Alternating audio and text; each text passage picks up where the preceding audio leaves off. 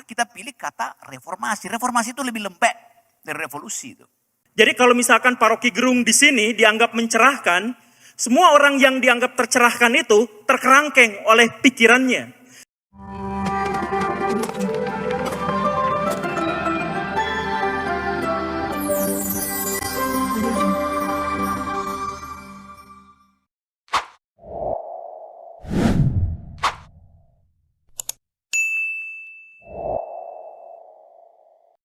Saya pikir saya langsung saja lempar kepada pertanyaan. Jadi kita bagi menjadi beberapa session. Session pertama 3 penanya, 1 wanita, 2 pria. Ya, ada wanita yang mau bertanya? Enggak, saya wanita dulu. Ladies first. Perempuan ini jarang. Mana? Mana yang saya pak tadi mana? Oh, oke. Ya, kamu ya. Yang kedua, ya Bapak. Yang ketiga, kamu boleh. Ya, 1, 2, 3. Silakan mic-nya ada.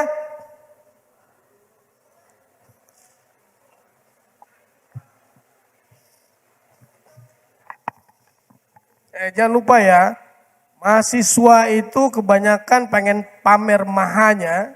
Supaya kelihatan hebat dia banyak statement. Kemudian belakangan baru dia nunjukin siswa bertanya. Saat ini saya minta kamu lebih sedikit statement, tapi pertanyaan lebih fokus. Ya, biar banyak yang bertanya.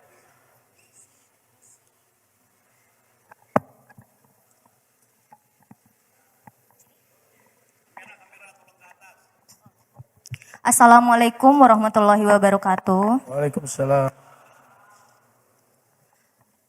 Perkenalkan, nama saya Mona Liswita. Izin bertanya pada beliau-beliau yang di depan. Seperti yang kita tahu, Ketua Umum PDIP yaitu Ibu Bunda Megawati Soekarno Putri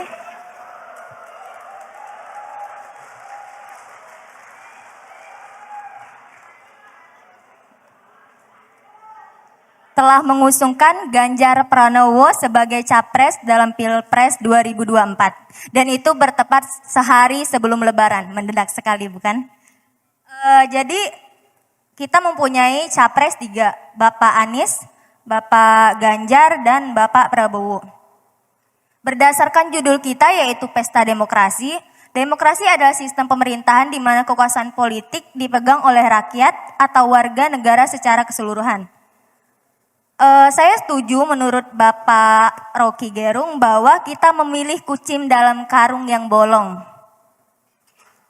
Menurut saya masuk akal bahwasanya Bapak Anies, Bapak Prabowo, dan Bapak Ganjar itu jadi pilpres ditetapkan menjadi capres bahkan sebelum ketentuan yang ada. Karena saya pikir masuk akal bahwa setiap kali saya buka YouTube, Instagram, TikTok, saya melihat beliau-beliau ini terus. Jadi kayak citra mereka yang selalu ditunjukkan di setiap media sosial. Nah, pertanyaannya, bagaimana menurut Bapak terkait demokrasi tersendiri, konsep yang menekankan pada partisipasi rakyat dalam pengambilan keputusan politik? Apakah partisipasi rakyat dalam pengambilan keputusan politik ini hanya pada pemerintah? Apakah kita digiring oleh pemerintah untuk memilih mereka, apakah kita tidak punya hak untuk memilih pilihan kita sendiri? Misalkan saya ingin memilih Pak Rocky Gerung, begitu. Terima kasih.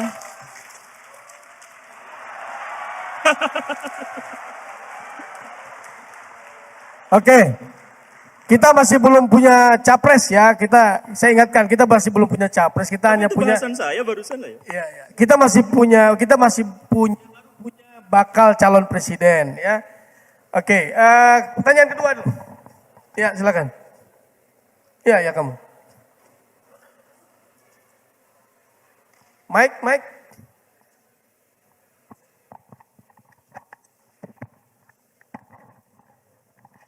Baik, bismillahirrahmanirrahim. Assalamualaikum warahmatullahi wabarakatuh. Perkenalkan, nama saya Nabil, mahasiswa filsafat dari UIN Bandung, Bung Rocky. Saya berasal dari kabupaten di pelosok Kalimantan Timur, Bung. Jadi dari mana? Dari Kalimantan Timur. Apa pelosoknya di mana? Saya Kalimantan Timur juga. Di Berau Pak saya. Orang Berau. Ya. Ya, saya sebelumnya mau berterima kasih banyak kepada Pak Guru dan Bung Rocky yang selalu konsisten menyumbangkan pikiran bagi bangsa ini yang bahkan seorang anak dari pelosok Kalimantan merasakan dampaknya. Terima kasih. Jadi Bung Rocky pernah menyebutkan term ideolog. Term yang digunakan untuk ideolog, Bung, ideolog. Term yang digunakan untuk mengolok-olok orang-orang yang pelangap-pelongo, yang tidak bisa berpikir sendiri dan simplifikasinya dungu lah, kira-kira begitu. Dan saya rasa ini selaras dengan apa yang selalu disampaikan oleh Pak Guru tentang bagaimana cara kita menjadi mandiri secara intelektual. Nah, pertanyaan saya adalah bagaimana Bung, bagaimana untuk kita menghadapi demokrasi di 2024 ini agar kita tidak menjadi ideolog? Bagaimana cara agar kita bisa mandiri secara intelektual, padahal kita selalu dikerangkeng oleh partai, oleh agama mungkin, oleh agama yang dipolitisasi. Nah, bagaimana agar kami ini para anak-anak muda bisa tidak menjadi ideolog dan mandiri secara intelektual? Terima kasih. Keren. Ya, kamu yang ketiga.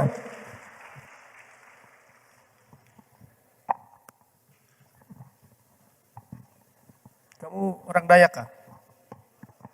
Banjar. Banjar. Sama aja kita. Ya, terus. Baik, bismillah. Assalamualaikum warahmatullahi wabarakatuh. Perkenalkan, nama saya Ar-Rahman, mahasiswa komunikasi dan penyiaran Islam dari Fakultas Dakwah dan Ilmu Komunikasi. Saya berasal dari Provinsi Nusa Tenggara Barat. Izinkan saya karena tadi pembahasan sebelumnya juga mengenai bonus demografi dan stunting.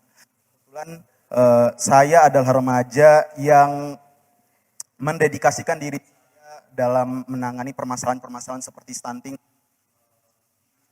khususnya di Provinsi Banten. Nah, yang ingin saya tanyakan tapi bukan tentang itu. Bahwa jumlah pemilih di Indonesia, pemilih pemula akan banyak gitu. Mereka yang baru punya kesempatan untuk memilih. Lalu pertanyaan saya adalah, saat ini gembar-gembor siapa saja yang akan menjadi calon presiden. Terlebih beberapa partai politik telah mengumumkan bahwa mereka mengutus calon-calon tertentu tersebut. Yang ingin saya tanyakan adalah, remaja ini kan atau pemilih pemula ini kan sangat rentan untuk dipengaruhi gitu kan. Yang ingin saya tanyakan, apabila calon-calon presiden ini menggunakan kesempatan tersebut dengan memilih presiden mereka, ada tokoh-tokoh yang mampu mengambil pemula karena trauma pemilihan umum sebelumnya gitu. Yang ingin saya tanyakan, bagaimana nih cara dari Pak Rocky Gerung, Guru Gembul yang masih berakal sehat untuk menyehatkan akal-akal kita semua yang sekiranya sudah udah nggak sehat gitulah.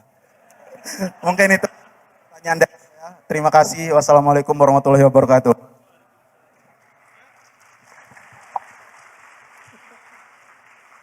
Ya, terima kasih. Bung Rocky, silakan. Jadi satu rangkaian jawaban atas 3 pertanyaan tadi, Bang. Oke, ada suasana pesimistik di ruangan ini itu. Yang kalau kita kumpulkan pesimisme ini, itu berguna sebetulnya untuk membentuk pikiran ketiga tuh, the third way gitu. Jadi kita mesti ajukan, ya begini nih, orang pesimis itu bukan orang yang fatalis. Orang pesimis artinya dia lagi lakukan kalkulasi, tapi berkejaran dengan waktu. Nanti KPU akan tanya, Anda pesimis sampai kapan? Sampai di depan kotak suara? Nggak ada urusan. Tetapi pesimisme itulah yang dicerminkan oleh swing voters tadi itu. Jadi begitu Anda bicara bertiga, 27% langsung naik 29% hari ini.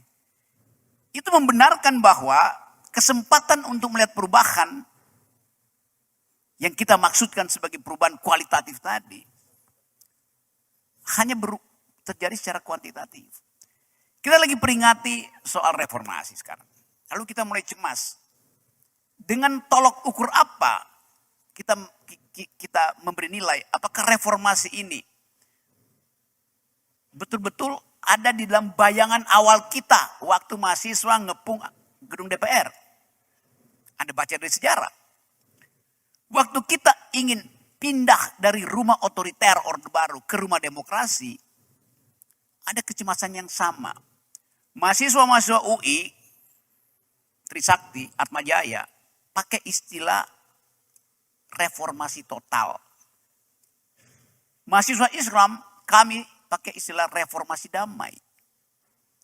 Dua-duanya menghindar dari kata revolusi. Padahal yang kita inginkan adalah perubahan kualitatif melalui revolusi itu. Sekarang yang pro revolusi tinggal Pak Diki Akbar. Karena dia menginginkan perubahan kualitatif. Bukan revolusi seperti yang kita dibayangkan di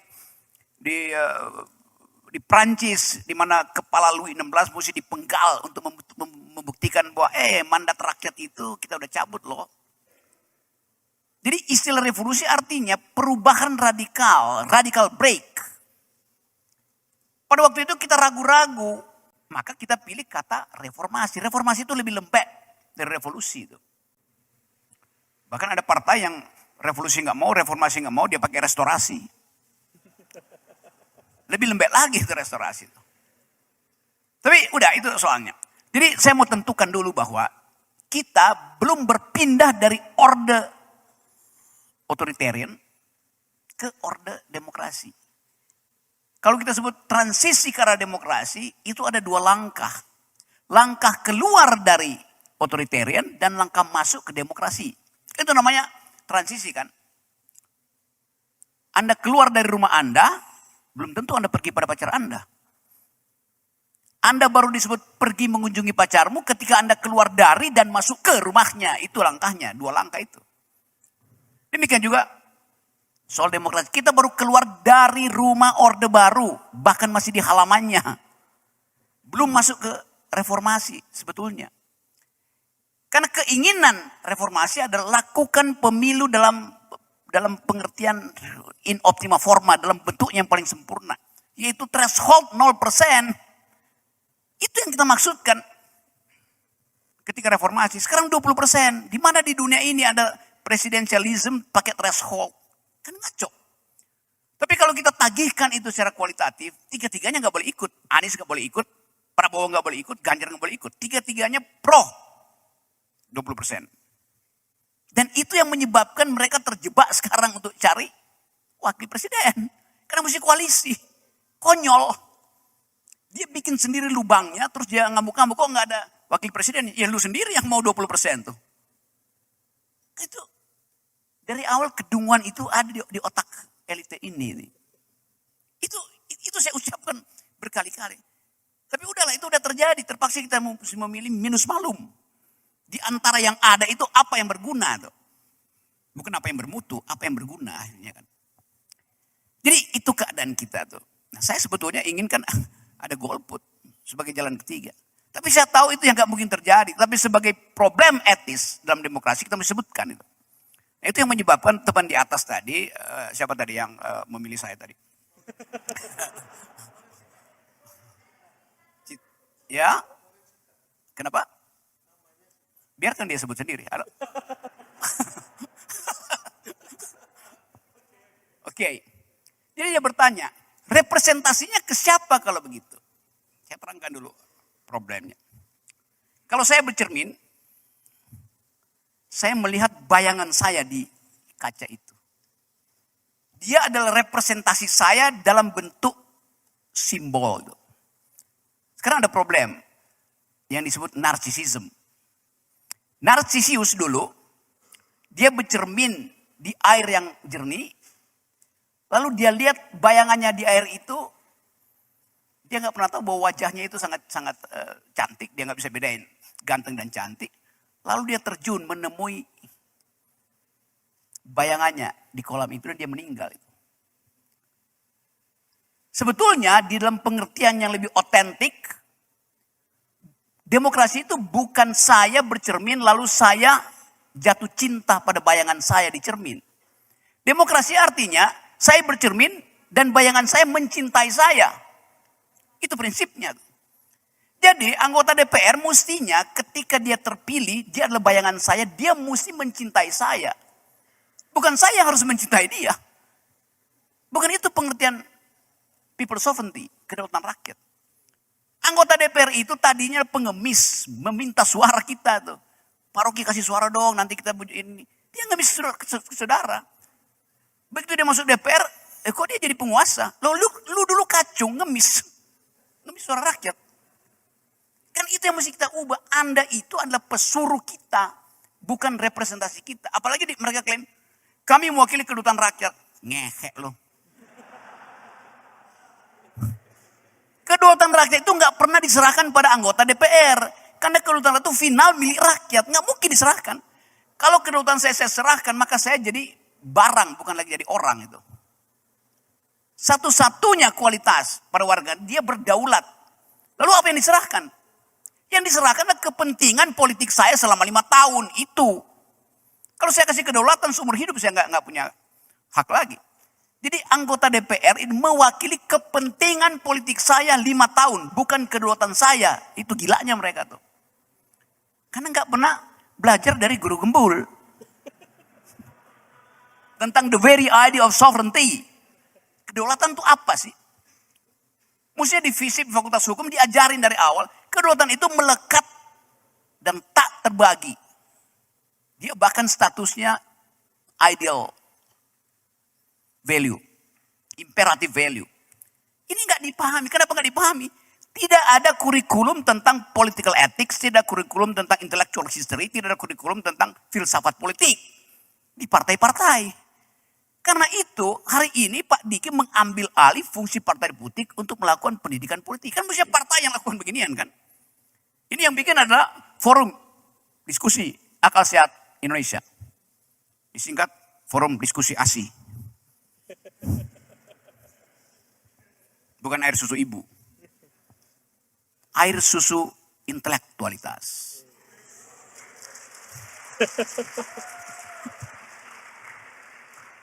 Jadi teman-teman, saya gabung tadi bahwa itu yang kita katakan tadi. Nah sekarang Anda pesimis boleh, tetapi saya bagi 2. Ada orang yang optimis tapi irasional, kita di sini pesimis tapi rasional.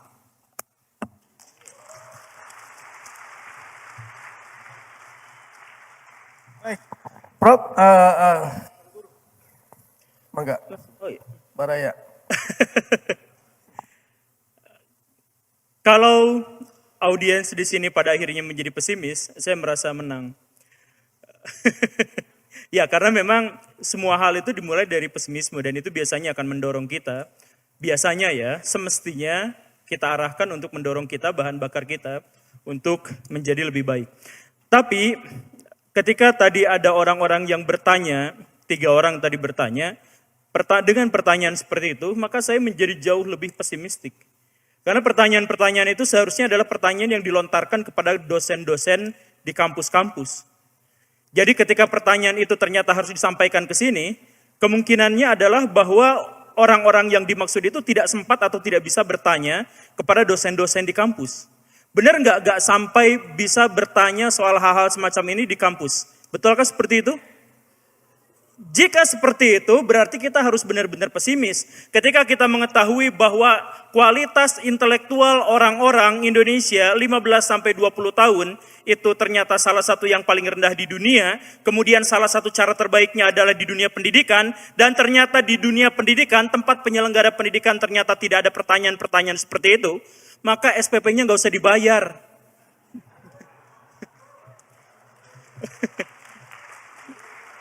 Karena ternyata tidak tersalurkan pertanyaan-pertanyaan yang semacam itu. Tapi kalau mau harus disampaikan kepada saya, ya tolonglah saya dibayar seperti dosen. Gaji jadi guru itu kecil. Tapi ya sudahlah, saya jelasin sedikit beberapa yang saya ingat dari 3 pertanyaan tadi ya. Suatu kali saya berdebat dengan seorang yang mengaku seorang Marxis. Dan di awal perjumpaan saya dengan dia ngomong bahwa dulu saya religius, tapi saya tercerahkan oleh Karl Marx karena membaca buku-buku utamanya. Saya menyanggahnya, kalau Baraya tercerahkan oleh sebuah buku, itu sebenarnya bukan tercerahkan, tapi terkerangkeng oleh metodologi buku itu. Jadi kalau kita baca buku tuh, sebenarnya menunjukkan bahwa kita tuh masih bodoh. Gitu. Kita menggunakan otak orang lain untuk meminjam analisisnya, untuk kita pakai. Baca buku itu kan seperti itu sebenarnya. Nah, jadi kalau ada orang yang tercerahkan oleh buku Karl Marx, sebenarnya dia telah terkerangkeng oleh Marx. Lalu yang dimaksud dengan tercerahkan itu apa? Yang dimaksud dengan tercerahkan itu adalah dia mampu keluar, dia mampu masuk dan kemudian keluar dan melihat dari atas tentang bagaimana Karl Marx itu berpikir. Jadi level dari tercerahkan itu adalah mampu melampaui sesuatu yang kita anggap mencerahkan. Jadi kalau misalkan Paroki Gerung di sini dianggap mencerahkan, semua orang yang dianggap tercerahkan itu terkerangkeng oleh pikirannya. Yang mampu tercerahkan itu adalah yang mampu melampaui pikiran-pikiran Paroki Gerung. Dan itulah yang dibutuhkan. Karena nggak lama dari sekarang, saya, Paroki, Bapak ini cepat meninggal. Itu yang di sana, Pak. Yang jadi masa depan itu kan orang-orang yang tampil di sini. Ya secara kalkulasi ya, kalau nasib makan siapa yang tahu. Itu jadi, tadi pertanyaannya itu gimana caranya agar kita bisa memilih secara intelektual dan sebagainya. Ada 6 level kesadaran. Level kesadaran yang pertama itu adalah tahu. Tahu itu adalah adanya informasi dalam otak yang terkonfirmasi secara indrawi. Itu level terendah.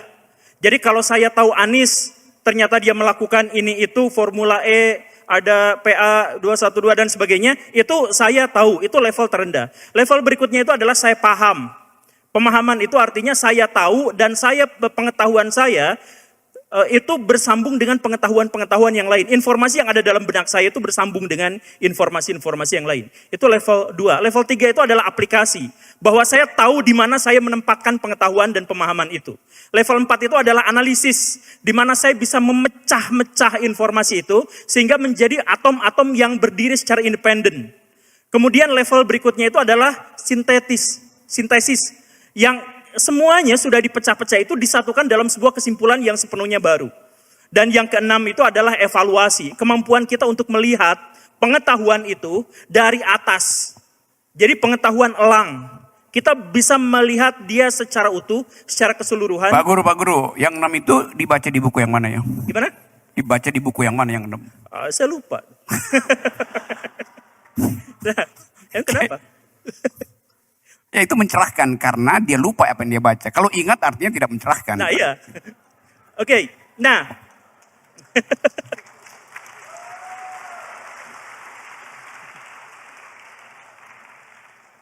Oke, saya lanjutkan.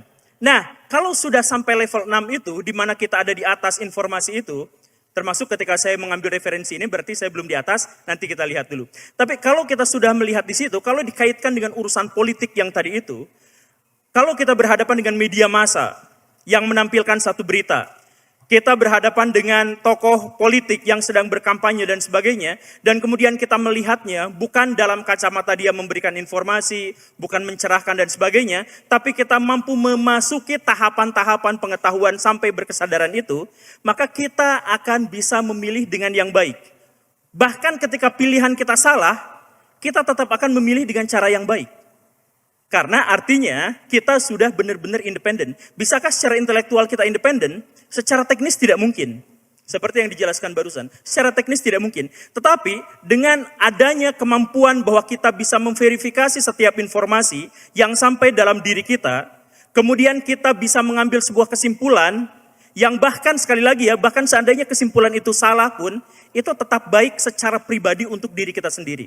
Jadi fokusnya sekarang adalah ada orang-orang yang berkampanye, ada orang-orang yang mau dipilih itu, jangan dulu milih orangnya lah, jangan dulu milih orangnya. Orangnya cepat mati, cuma 5 tahun usia pemerintahannya, atau mungkin 10 tahun dan sebagainya. Jangan dulu. Mendingan ini semua kita jadikan alat untuk mengasah otak dan pikiran kita, kadar intelektualitas kita, agar kita memilih dengan cara yang benar. Karena ketika kita memilih dengan cara yang benar, mungkin di masa depan kita akan menjadi pemimpin yang terpilih dengan cara yang benar. Begitu orientasi pikirannya itu sebenarnya bukan tentang siapa yang dipilihnya. kalau tentang siapa yang dipilihnya, kita kembali ke jurang pesimisme yang tadi itu. Begitu. Itu kemudian tadi ada pertanyaan yang lupa lagi tadi kelewat. Yang mana ya? Oh, terkait dengan stunting. Nah, ya itu. Nah, bagaimana caranya agar pemilih yang 2024 itu nanti, yang muda-muda itu, bisa memilih dengan cara yang baik? Tips saya adalah seperti itu. Fokus bukan hanya tahu, fokus bukan hanya paham, tapi kalau mungkin lakukan verifikasi, lakukan evaluasi, agar kita benar-benar memilih dengan cara yang benar. Gitu sih.